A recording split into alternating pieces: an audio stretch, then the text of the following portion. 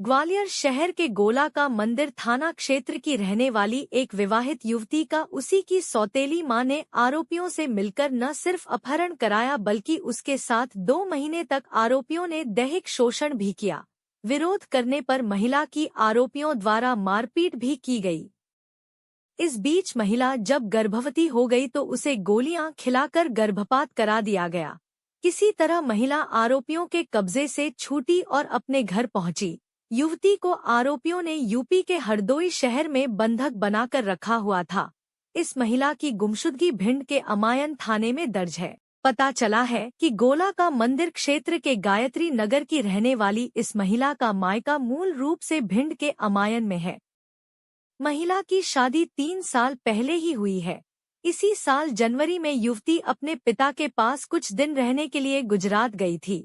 गुजरात में उसका पिता एक कंपनी में कर्मचारी है। पिता के साथ इसकी सौतेली मां भी वही रहती है।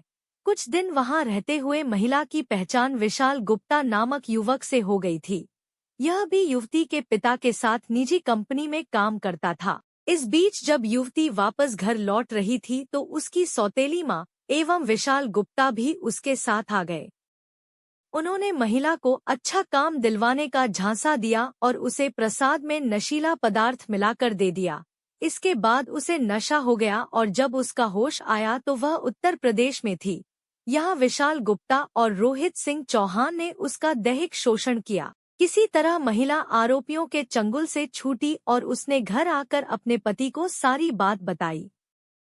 इसके बाद गोला का मंदिर पुलिस ने आरोपी रोहित सिंह चौहान और विशाल गुप्ता के खिलाफ दुष्कर्म, अपहरण, मारपीट और धमकाने का मुकदमा दर्ज किया है।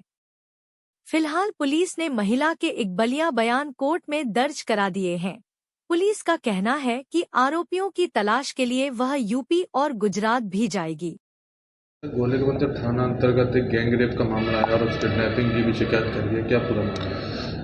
गोले के मंदिर थाना क्षेत्र में जनवरी माह में एक महिला जो है घर से अचानक गायब हो गई थी, तो उस पर से उनके परिजनों द्वारा रिपोर्ट दर्ज कराई गई थी। रिपोर्ट पर से गुम इंसान कायम किया गया था और उसमें गुम इंसान की जांच की जा रही थी। जांच के दौरान वो महिला कल थाने पर उपस्थित हुई। उस संबंध में उसको बरामद किया गया उस गुम इंसान में, और बरामद करने पर उसका विस्तृत कथन लिया गया। कथन पर से जो है उसने जो विस्तृत कथन बताया कि जनवरी माह में उसकी जो सौतेली सास है उसके द्वारा 2 लोग जो उनके परिचित थे पूर्व से, उनके साथ बोला कि इनके साथ मेला घूमने चली जाओ तुम। तो विश्वास करके मेला घूमने चली गई और उसको रास्ते में कुछ नशीली वस्तु खिलाकर उसको बंधक बनाकर हरदोई यूपी ले गए और वहाँ पे अपने मकान में बंधक बनाकर रखा और उसके साथ में दुष्कर्म किया दोनों व्यक्तियों ने। तो उसकी रिपोर्ट पर से कथन के आधार पर प्रथम दृष्टया धारा 364, 365, 328, 328, 344, 376 एंड 376D का अपराध पंजीबद्ध कर विवेचना में लिया गया।